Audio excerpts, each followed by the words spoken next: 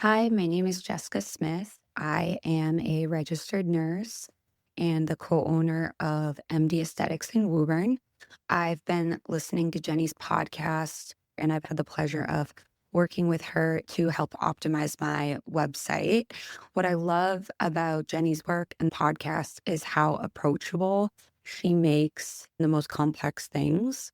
I also love how her approach is to start with the basics and how the basics of website design have critical impact on how people find you. So if you're someone who's getting into business or you've done it for decades and you haven't explored how to optimize your own website, I would highly encourage listening to the podcast. You can scroll through and find very specific episodes that pertain to your specific needs, and the way she makes it so understandable for even the most novice person. I highly recommend it.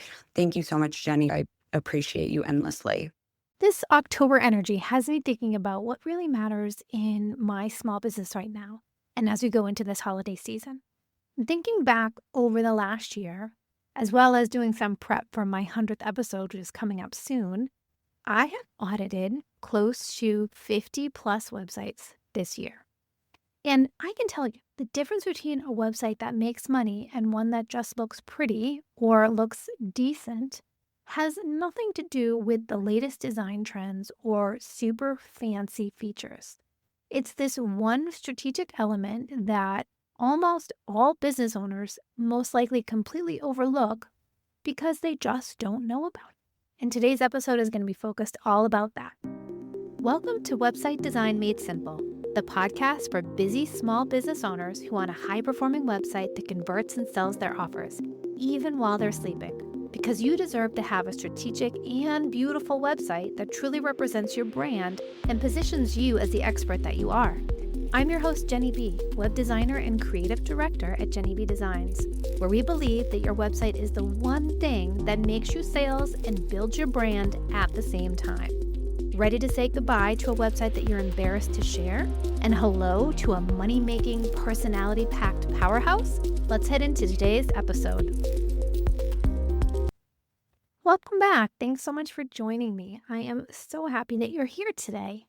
If we haven't already met, my name is Jenny and I own Jenny B Designs. We are a brand and web design studio, and it is my passion to help small business owners just like you design a beautiful, but more importantly, strategic website that works for you 24/7. And what does that mean? It means that it is bringing in clients and making you money. Because in my opinion, at the end of the day, your website is there to make you money. Today's episode, we're going to talk about the one thing that every successful website has, and that a lot of small businesses ignore. To start with, let's talk about what most small businesses obsess over instead. They are thinking about the surface level fixes. And what does this mean? It means perfecting the colors, the color palettes that represent their brand. Looking at the typography, the fonts that you have on your website, and changing those because something looks better, or you saw it on an influencer site and thought it looked really cool. Looking at your competitors' websites and their layouts and just copying them because, again, they look cool, and not understanding why they're actually using these layouts. Perhaps adding a new feature to their website that they see when something new comes out and others are using it, or their website platform has it. They think it'll be great. Let's integrate it into our website. Or just following the generic best practices that they hear that don't necessarily fit their business. And then there are those technical rabbit holes that other people seem to fall into, like looking at keywords, obsessing over SEO, making sure that everything is updated and changed and that the keywords are working, and focusing so much on that. Thinking about styling of forms or styling of pictures and ensuring that all the pictures have round edges. And it is good to have consistency, but tweaking it a little bit here and a little bit there because you don't quite look how the photo lines up. Or making sure that you have your email marketing integrated on every single page. These are all technical things that sometimes small business owners focus on. And then, of course, there is the metrics, looking at how many pages their website has, how many people come to their website, thinking about their awards and badges, adding industry jargon because they saw another peer in their industry use something and refer to that and they thought it sounded great and putting it on their website, but when in turn it might confuse their clients. And why all of these approaches fails is because it could get you a beautiful website, but you might not have any inquiries. Or it could get you a professional site, but it still feels cold and generic. Maybe you did all the technical things and it ranks perfectly on all the technical scores, but there's no emotional connection. Or you could have a website that just looks like everyone else in your industry. And again, on that traffic metric, maybe you have high traffic but low conversion rates, or people who are leaving bouncing after 3 seconds. Having a website that looks pretty doesn't pay the bills. Those are all the things that you could be focusing on, that you might be obsessing on, but are not actually going to help you bottom line. It's this thing that makes your website most successful. And I'm not saying that the other things don't matter, because they do, but you need to have this one thing first before you can do all that. And the thing that you have to get right is having a strategic customer journey. I have a whole episode that goes more in depth on this, number 60, getting clear on your website's customer journey and offers to turn visitors into clients. But I wanted to share the basis of this because it is so critical for a website that is successful. A customer journey means that you are understanding the emotional path your ideal client travels on your website. You are mapping their questions and concerns and objections at every stage of the process on every single page of your website. And to do this, you're designing content and flow that addresses each step with intentionality. You create that seamless progression from just a visitor to a paying client. And it builds trust, not randomly, but very systematically. We are guiding decisions instead of overwhelming your visitors with many, many options. And it makes them able to say yes more easily.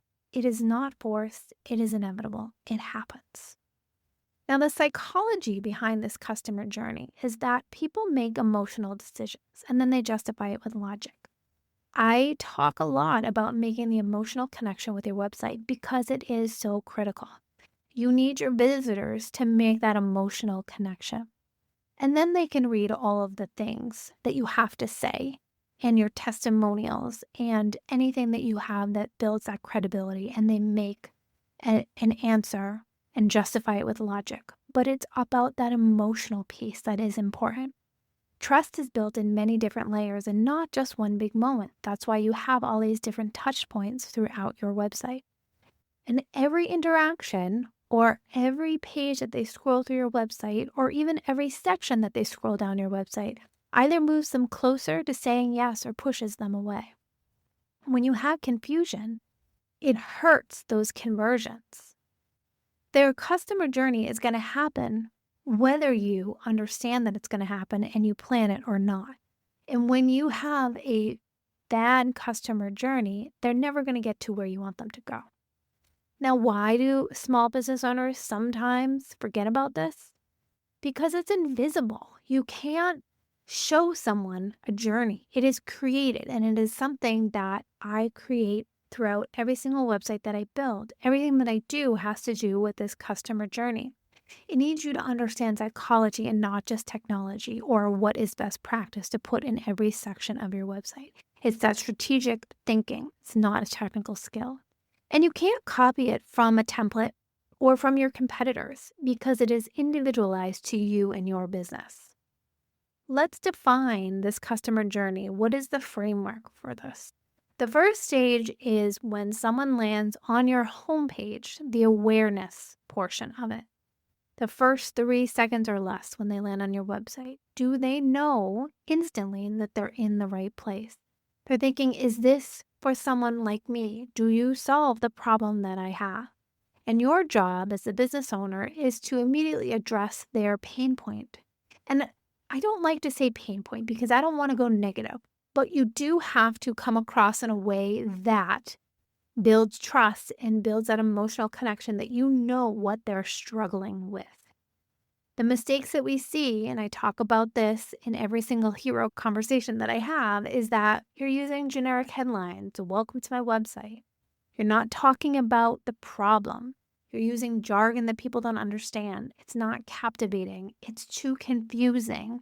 It's nice but meaningless, or it's overwhelming.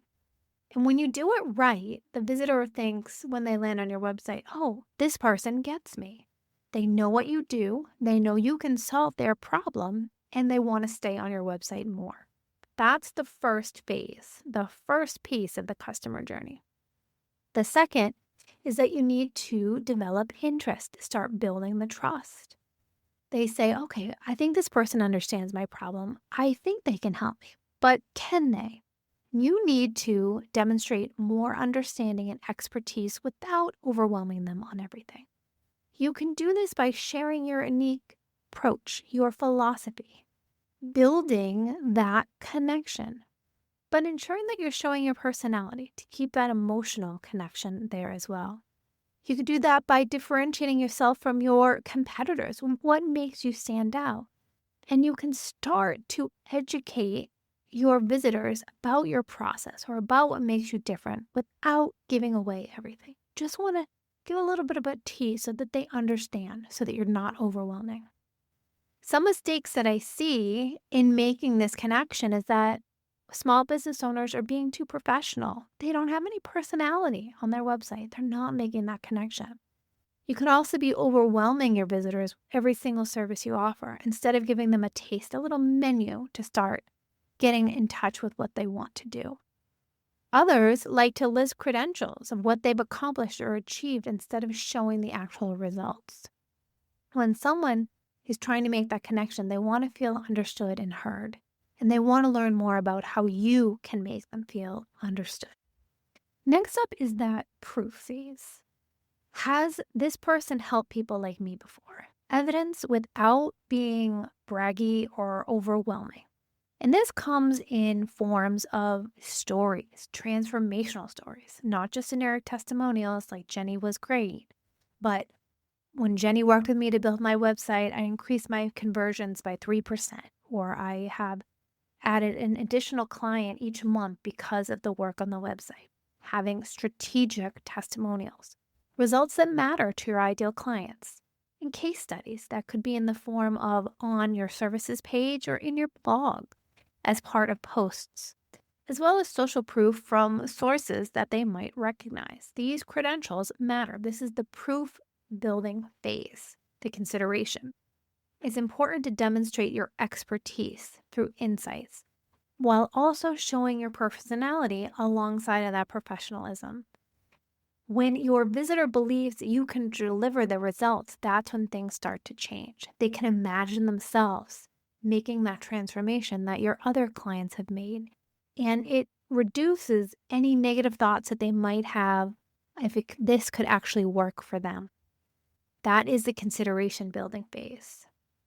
Then it comes to the discovery, the evaluation phase. People are thinking, how does this actually work and what will it cost me? And it is your job on your website to remove that uncertainty without overwhelming or being pushy. And to do this, you use words that are in client-friendly language. Your process should be in words that people can understand, with timelines and expectations.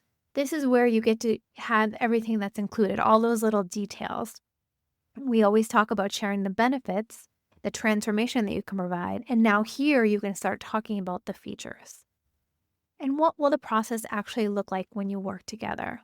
What's important here is that you have perhaps an FAQ section that addresses the objections that people might have, or a process explanation that shows someone that you are the person that can handle the problem that they have. It's going to build confidence, as well as a philosophy that justifies the investment and the investment starting at price or the investment price.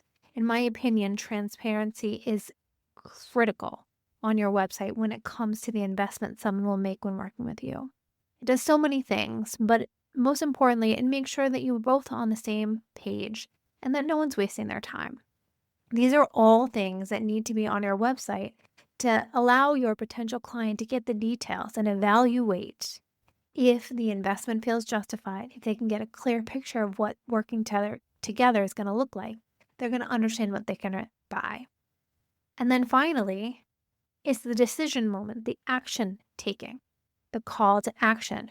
Everything that we have on our website is driving people to this call to action. And your visitor is thinking, am I ready to do this?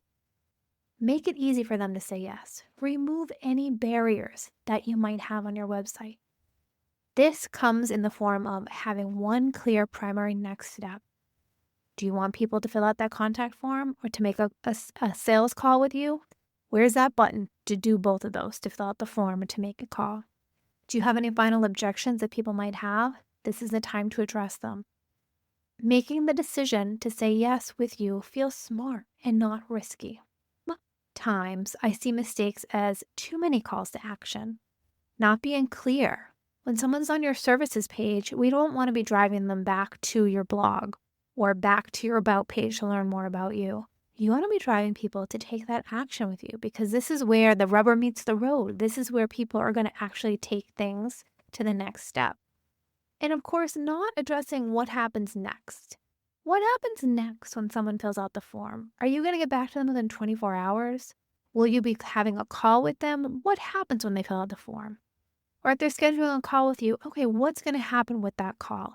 Take away all of the fears about what happens next and be abundantly clear about your journey with them. That is the customer journey and the different phases that a potential client is going through when they come to your website. And in October, in this fall season, it is important and it matters sometimes more in Q4 than the rest of the year. A lot of times, clients are making year-end business decisions. Sometimes there are budgets that need to be taken care of before the end of the fiscal year, or they're planning for next year's business growth. I have a lot of clients who come to me in the fall who are reaching out either to get started now or to get started in early next year. It's just a great time for fresh starts. It's important to look at your website and make sure that you have a customer journey. And if you don't, just start to think about it. What is it? What is the journey that someone will take when they work with you? And do you have all the pieces that support this journey? And if you're looking at your website and you think, I don't even know what a customer journey is, I'm not sure if my website has it, I would love to help. We can book a coaching call together. Look at your website and I can share with you some ways that you can make your website a little bit more strategic and to work with you a little bit better so that you can attract more ideal clients and make more money with your website. The link is in the show notes, and I thank you so much for listening, and I will talk to you next time. And that wraps up another episode of Website Design Made Simple. I hope you found the insights shared in this episode valuable and takes you one step closer to creating a website that attracts more of your ideal clients and builds your brand. If you enjoyed this episode, please take a minute to leave a review on Apple Podcasts or a rating on Spotify. Your review will help us reach more small business owners like you who are ready to make more money with their website. Thank you so much for listening, and I'll see you in the next episode.